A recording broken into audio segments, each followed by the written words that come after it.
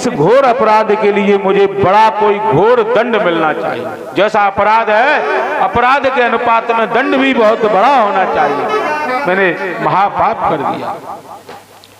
उसी समय शमीक जी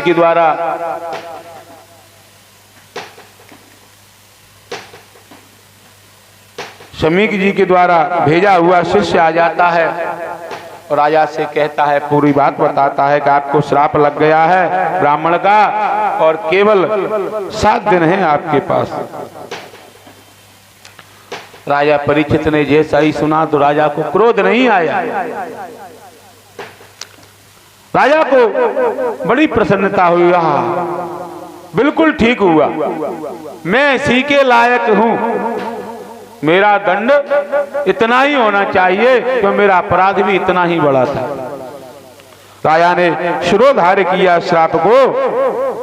अपने ज्येष्ठ पुत्र जन्मेजय को राज्यभार दे करके सौंप कर और राज्य लक्ष्मी को छोड़ करके राजा गंगा जी के किनारे पहुंच गया और अपनी मुक्ति के लिए ऋषियों और मुनियों से उपाय पूछने लगा।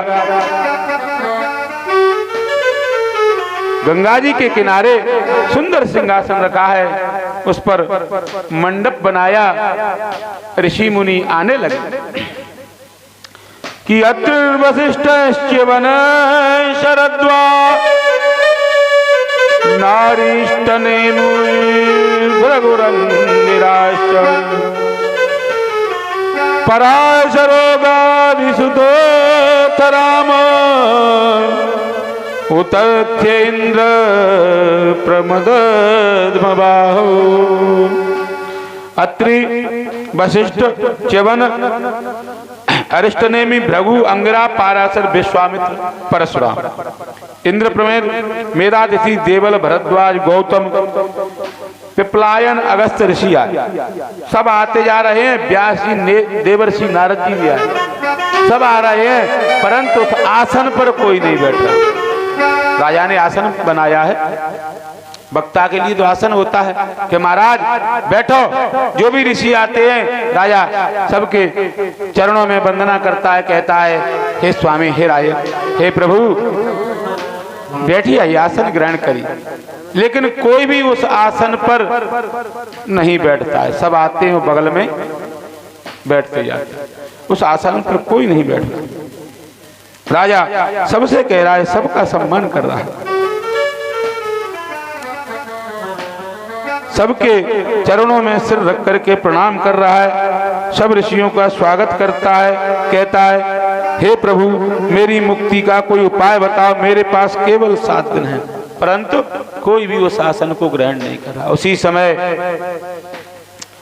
दिगंबर वेशधारी, लंबी नासिका वाले, इनका शंख जैसा जिनका कंठ है, दिगंबर जिनका स्वरूप है, लंबी जिनकी भुजाएं हैं, वो सुखदेव जी महाराज का पदार्पण होता है। सामने से चले आ रहे हैं। बोलिए सुखदेव जी महाराज की जय हो। सुखदेव जी महाराज चले आते हैं। उनको देख करके जो वहां पर बच्चे खेल रहे थे, कोई धूल उड़ा रहा है, उन्हें देख करके कोई पत्थर फेंक रहा है, क्योंकि स्वरूप ही उनका ऐसा है, दिगंबर वेश है। पर उनको क्रोध नहीं आ रहा, न किसी से कोई मतलब। कोई पत्थर फेंक दे तो उनके लिए ठीक है, धूल उड़ा दे तो ठीक है, कोई कुछ कह दे तो कोई बात नहीं, कोई फर्क नहीं। वो तो भागवत का श्लोक गुनगुनाते हुए चले आ रहे हैं। किसी ने नहीं कहा उनसे महाराज आओ, आप यहाँ विराजमान हो, किसी ने कुछ नहीं। आए तो आकर के सीधे आसन पर विराजमान हो गए। बोलिए सुखदेव महाराज की जय। उनके स्वरूप को देख करके राजा खड़ा होता है और चरणोदक, सुखदेव जी का चरणोदक लेता है कि हर की कथा सुनाने वाले, हर की कथा सुनाने वाले